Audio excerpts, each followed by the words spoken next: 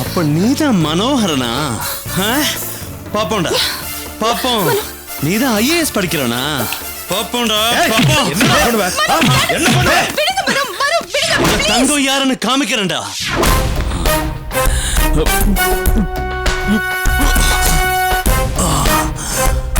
மனோகரா, இவ்வளவு நாள் உன் மூஞ்சிய காட்டாம கண்ணாம்பூச்சி ஆடிட்டு இருந்தேன்ல, இப்போ இப்ப இப்ப என் கண்ணில பட்டுடா. இனிமே நான் உனக்கு கண்ணாம்பூச்சி காட்டுறேன்டா. என்ன சார் இன்னைக்கு இவ்வளவு டென்ஷனா இருக்கீங்க? மனோகரனா யாரு சார்? உங்ககிட்ட கடன் வாங்கிட்டு ஓடி போன அவன் தானே? இல்லடா, அவன் கணக்கு வேற. எப்பவோ என் ரூட்ல இருந்தவனை கிளியர் பண்ணிருக்கணும். பசங்க ஆளு தெரியாம எவனையோ அடிச்சு சொதப்பிட்டு வந்துட்டாங்க. அப்ப தப்பிச்சவன் இப்போ என் மேல கை வைக்கிறேன்டா. உங்க மேல கை வச்சு சும்மா விட்டு வச்சீங்க? இல்லடா, இல்ல, அவனை விட்டு பிடிக்க போறேன். ஏண்டா தத்தமங்கலம் தங்கப்பனை டச் பண்ணணும்னு காலம் பூரா அவன் கண்ணீர் விடணும். நான் செஞ்சது தப்புன்னு என் காலில் விழுந்து அழணும். அந்த அளவுக்கு பண்ண போறேன்டா. ஐஏஎஸ் படிக்கிறோன்ற திமிர அவனுக்கு. என் மேல மோதிட்டால இனி எப்படி அவன் ஐஏஎஸ் ஆக போறான்னு பாக்குறேன்டா. ஐஏஎஸ் படிக்கிறானா அவனுக்கு ஏதாவது பெரிய பேக்ரவுண்ட் இருக்கும் சார். ஏய், அவன் பேக்ரவுண்ட் என்னன்னு எனக்கு ஏற்கனவே தெரியும்டா. இப்ப ஆளு என் கண்ணுல பட்டுட்டான். இனி அவனை மிஸ் பண்ண மாட்டேன்டா. தூள் தூள் தூள் தூள் ஆக்குறேன்டா. தூளாக்குறேன்.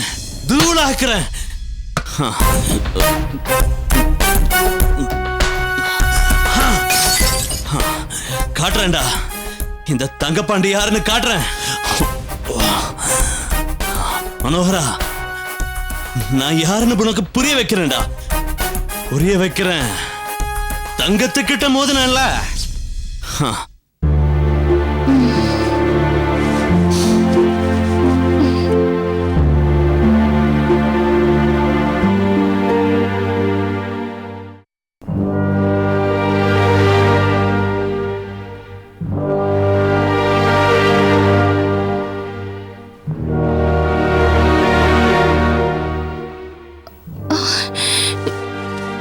என்னாச்சு? காலகத்துல 3 பேர் வந்து நின்னுட்டு இருக்கீங்க. அக்கா, என்ன மன்னிச்சிடுங்க அக்கா. ப்ளீஸ் அக்கா, என்ன மன்னிச்சிடுன்னு ஒரு வார்த்தை சொல்லுங்க. நான் மன்னிக்கணும். இல்லக்கா, மன்னிச்சிடுன்னு ஒரு வார்த்தை சொல்லுங்க ப்ளீஸ். என்ன ஆச்சு? முதல்ல நீ அத சொல்லு. அம்மா, என்னமாச்சு? நேத்து வரைக்கும் மேல கோவமா தான் இருந்தா. பாசக்கார அண்ணிய பார்க்க போயிருந்தா. கவிதாவோட கல்யாணத்துக்கு ஒரு பைசா கூட நாம செலவு பண்ணக்கூடாதுன்னு நான் சொல்றேன். உன் தங்கச்சி கவிதாக்கு கல்யாணம் பண்ணி வைக்கணும்னு எனக்கு என்ன தலையெழுத்தா? நான் இப்படிப்பட்ட மாப்பிளைய கூட்டிட்டு வந்தேன். உலகம் பூரா பிசினஸ் பண்ற முரளி கிட்ட என் நாத்தனார் கவிதா நல்லவ, குடும்ப பங்கா இருப்பா அப்படி இப்படின்னு சொல்லி நான் கூட்டிட்டு வந்தேன்ல. எதுக்கு? முரளியும் நானும் சேர்ந்து பண்ண போற பிசினஸ்ல அவளை பினாமியா போட்டு நான் 4 காசு பாக்கணுங்கிற எண்ணத்துலதான்.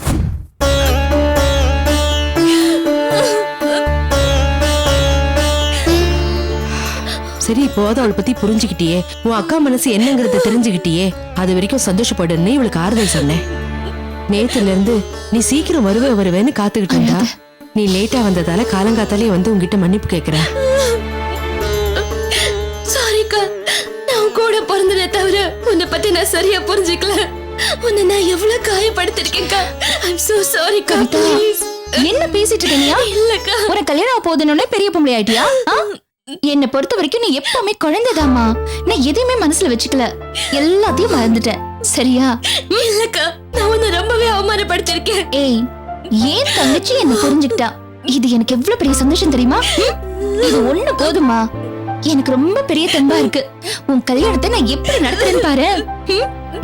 அழாத, சரியா? தேங்க்ஸ்க்கா. என்ன நீ தேங்க்ஸ்லாம் சொல்ற? கோகிலாவை பார்க்கும்போது தான் கஷ்டமா இருக்கு. எப்படியாவது கோகிலாவுக்கு செயினை வாங்கி கொடுத்து அவ வீட்டுக்கு அவளை அனுப்பி வைக்கணும். சாரிக்கா, எனக்காக தானே நீங்க உங்க தாலி செயினை கழட்டி கொடுத்தீங்க.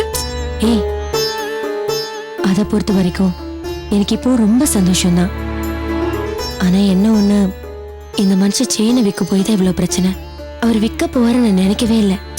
அதனால்தான் இவ்வளவு பிரச்சனை. ஆமா மாதவி, நகை கடைக்கு பணம் கட்ட போனியே, கட்டிட்டியா? ஆமாமா, என்னாச்சு? 20,000 ரூபாய் கொண்டு போயிருந்தேன். ஆனா நம்ம கொடுத்த கோகிலாவோட செயின் செம்பு நிறைய கலந்துருக்கு, தரம் கிடையாது, அப்படி இப்படின்னு சொல்லி 50,000 ரூபாய் கட்டணும்னு சொல்லிட்டாங்க. அப்புறம் நல்ல வேளை மனோகர் பாண்ட் பேப்பர்ல கையெழுத்து போட்டு கொடுத்து அந்த கடனை அவர் தரேன்னு ஒத்துக்கிட்டாரு. மனோகர்? ஆமாமா, மனோகர் அங்கதான் வேலை பாக்குறாரு.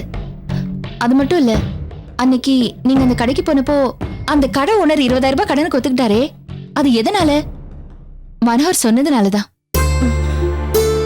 பாவம், மனோகர் அங்க டெம்பரரியா தான் வேலை பார்த்துட்டு இருந்தாரு. இப்போ நம்ம கடனை ஏத்துக்கிட்டதுனால அவர் அங்க ஃபுல் டைம் ஒர்க் பண்றாரு. குறைஞ்சபட்சம் 6 மாசமாவது அங்க ஒர்க் பண்ணோன்னு பாண்ட் பேப்பர்ல கையெழுத்து வாங்கிட்டாங்க. அவரு மனுஷன், என் வீட்டுக்காரரும் இருக்காரு. கவிதா, இப்பயாவது உனக்கு ஒரு நல்ல அக்கா புருஷன் கிடைச்சிருக்காரு, அதை நினைச்சு சந்தோஷப்படு. ஆமாக்கா, நான் கூட அவரையும் அவர் குடும்பத்தையும் ரொம்ப கேவலமா பேசிட்டேன். ஆனா இன்னைக்கு என் தாலிக்கு மனோ மாமா தான் பணம் கொடுத்திருக்காரு. என்னது, மனோ மாமாவா? ஆ, நல்ல விவரம் தாண்டி நீ. ஏன்னா அவர் ஐஏஎஸ் படிக்கிறாரு, பாஸ் பண்ணா கலெக்டர் ஆயிடுவாரு, நல்லா சம்பாதிச்சா அவர்கிட்ட இருந்து கறக்கலான்னு இப்பவே காக்கா பிடிக்கிறியா? அவர் மட்டும் இல்ல, ஏன் முறையில பிசினஸ் மேல இருக்காரு. அவரும் நிறைய சம்பாதிப்பாரு. ஆமா ஆமா ஆமா. சரி, விட்டா பேசிக்கிட்டே இருப்போம். அம்மா, எனக்கு நிறைய வேலை இருக்கு, நான் குளிச்சுட்டு கிளம்புறேன், சரியா? டிஃபன் ரெடி ஆயிடுச்சு, நீ சாப்பிட்டுட்டு தான் போகணும். இன்னைக்கு கவிதா கொடுத்த இன்ப அதிர்ச்சியால எனக்கு 10 நாளைக்கு பசிக்கவே பசிக்காது. 10 நாள் பட்டி கிடந்தா அப்புறம் மனோகர் சாருக்கு யார் பதில் சொல்றது? கவிதா, போதுமா? இப்ப திருப்தியா? அம்மா, நான் போயிட்டு வரேம்மா. சரிம்மா.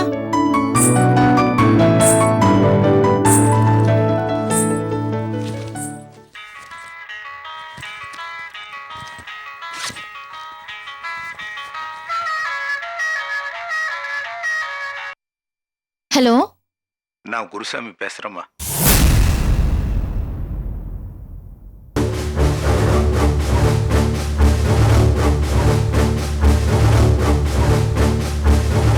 மாதேவம்மா, எங்கிருந்து பேசுறீங்க? நம்ம ஏரியா அம்மன் கோயில் இருக்கலாமா, அதுக்கு பக்கத்துல இருக்கிற டெலிஃபோன் கடையில இருந்து பேசுறோம்மா. சரி, நீங்க போய் கோயில்ல இருங்க, நான் உடனே வந்துடுறேன்.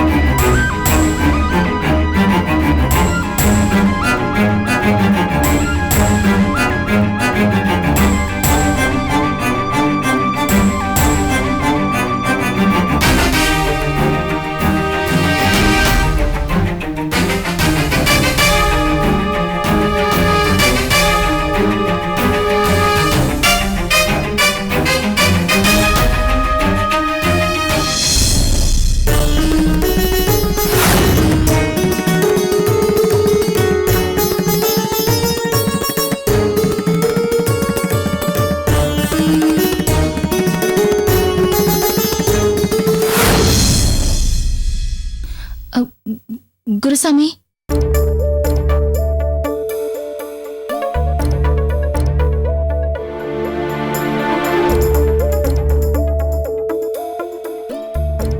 எப்ப வந்தீங்க? வந்து நேராச்சுமா. வந்ததும் உங்களுக்கு ஃபோன் பண்ணிட்டு நான் இங்க வந்து உட்காந்துட்டேம்மா.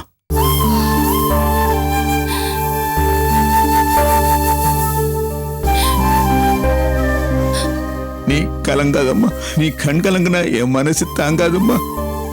உன்னை சாதாரண பொண்ணா பார்க்கலம்மா. உன் மனசு நான் வணங்குற அந்த கருமாரியாத்தாம்மா பார்க்கிறேன்.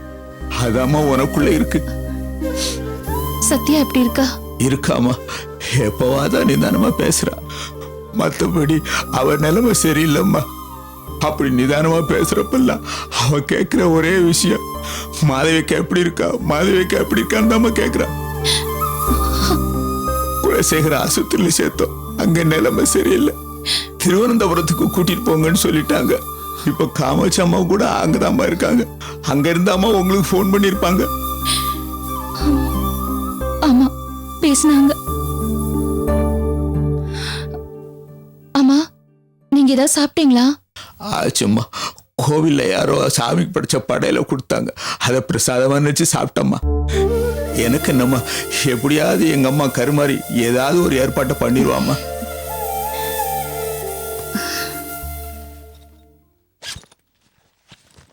இந்தாங்க, இந்த பணத்தை அம்மா கிட்ட கொடுத்துருங்க. இத நீங்க உங்க வழி செலவுக்கு வச்சுக்கோங்க. எதுக்குமா இவ்வளவு பணம்? பரவாயில்ல, வச்சுக்கோங்க. புடிங்க. உன்ன மாதிரி ஒரு பொண்ணு கிடைக்கிறதுக்கு கொடுத்து வச்சிருக்கணும். உங்க அப்பா பண்ண பாவத்தை துடைக்க நீ எவ்வளவுதான் போராடுவ. எங்க அப்பா செஞ்ச பாவத்துக்காகவோ அதனால ஏற்படுற குற்ற உணர்ச்சிக்காகவோ நான் இதை செய்யல. என் கூட பிறந்த தங்கச்சியா தான் நான் சத்யாவை நினைக்கிறேன். காமாட்சி அம்மாவையும் நான் என் அம்மாவா தான் நினைக்கிறேன். கடைசி வரைக்கும் நான் உங்களை பாத்துக்குவேன்.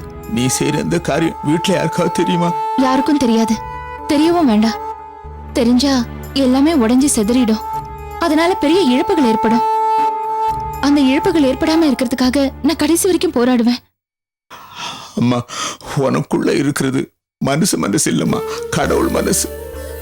அதனால தான் சொன்னேன், சாட்சா நான் வணங்குற கருமாரி மாணி.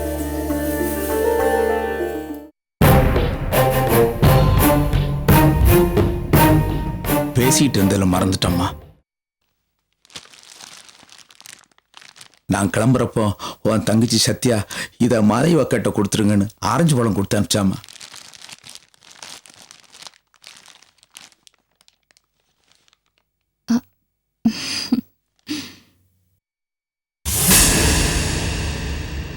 அம்மா, நான் இப்படியே திருவேற்காடு போய் எங்க அம்மா கருமாரி அம்மனை பார்த்துட்டு அப்படியே ஊருக்கு கிளம்புறேம்மா.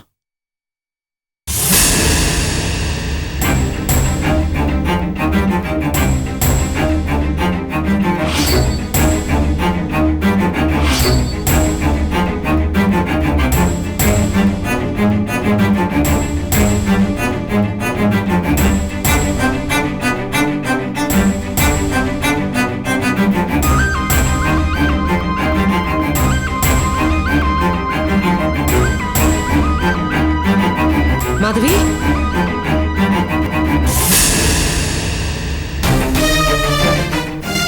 அம்மா வந்திருக்காங்க, நீங்க கிளம்புங்க. சரிம்மா.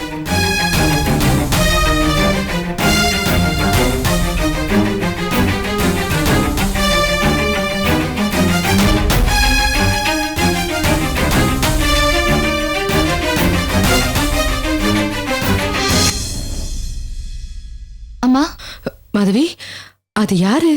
நம்ம ஊர் குருசாமி மாதிரி இருக்கு. இல்லம்மா, நானும் அப்படிதான் நினைச்சேன். அவர் குருசாமியா இருக்கும்னு நினைச்சு பக்கத்துல போய் பேசினேன். ஆனா அவர் குருசாமி இல்லம்மா.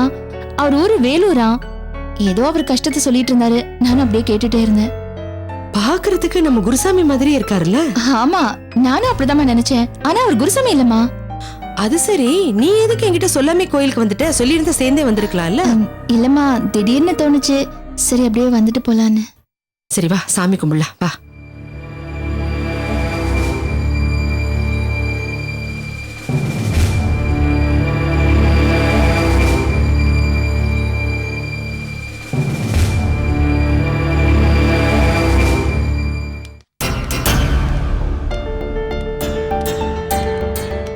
கோயில்ல அவரை பார்த்ததும் நம்ம ஊர் குருசாமி மாதிரியே இருந்துச்சு. மா நான் தான் சொன்னேன்லம்மா, அவர் குருசாமி மாதிரியே ஒருத்தர், ஆனா குருசாமி இல்ல.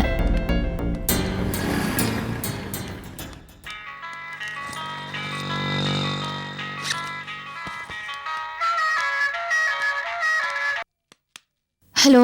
ஹலோ, யார் மாதவியா? ஆமாங்க, நீங்க? சேர்த்தேன். ஒரு தரம் பேசின உடனே குரல் யாருங்கிறத டப்புன்னு தெரிஞ்சுக்கிற வேண்டாமா? நான் தான் முரளியோட அக்கா அகிலாண்டேஸ்வரி பேசுறேன். சொல்லுங்க. இல்ல, ஒரு விஷயம் பேசணும். எங்க இருக்கீங்க? நான் கோயில்ல இருந்து வந்துட்டு இருக்கேன். சரி, உங்க அம்மா எங்க இருக்கு? அம்மா என் கூட தான் இருக்காங்க. நல்லதா போச்சு. நீங்க ஒண்ணு பண்ணுங்க, அம்மாவை கூட்டிக்கிட்டு டப்பு டப்புன்னு வீட்டுக்கு கிளம்பி வாங்க. ஏதாவது முக்கியமான விஷயமா? இல்ல, பொழுது போகாம புரணி பேச ஆள் இல்லையேன்னு கூப்பிட்டேன். ஹலோ, சும்மா விளையாட்டுக்கு சொன்னேன். முக்கியமான விஷயம் பேசணும், விவரமான ஆளு நீங்களும் உங்க அம்மாவும் தானே, அதுக்குத்தே வர சொன்னேன். கிளம்பி வரீங்களா? சரிங்க. வச்சிடுறேன். என்னம்மா, யாரு? ஒண்ணு இல்லம்மா, ஈஸ்வரி பேசினாங்க. உடனே நம்மளை கிளம்பி வீட்டுக்கு வர சொல்றாங்க. எதுக்கா? தெரியலையே. சரி, போலாம் வா.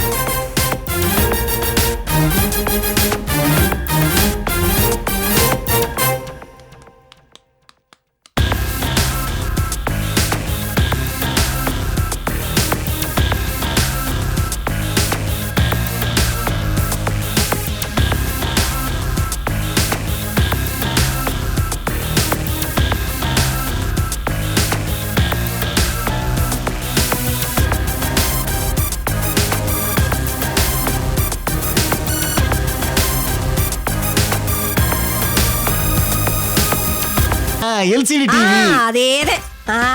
வாய்க்குள்ள நுழையில அது 2 வாங்கி கொடுத்துருங்க. ஒன்னு பெட்ரூமுக்கு, ஒன்னு ஹாலுக்கு.